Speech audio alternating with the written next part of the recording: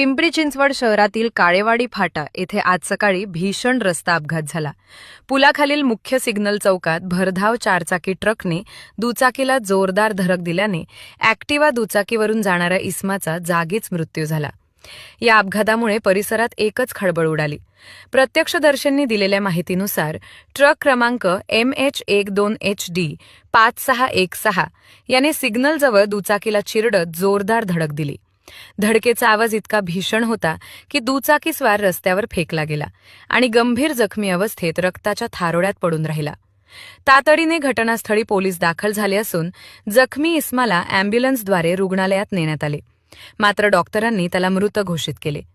अपघातानंतर ट्रक चालक घटनास्थळावरून फरार झाला असून त्याचा शोध घेण्यासाठी पोलीस पथके रवाना करण्यात आली आहेत। या घटनेमुळे काळेवाडी फाट्यावरील वाहतूक काही काळ विस्कळीत झाली होती।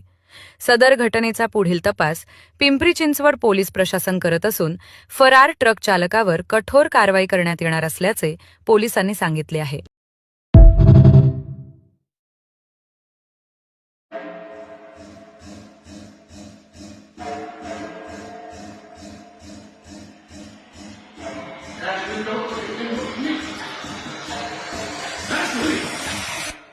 Look at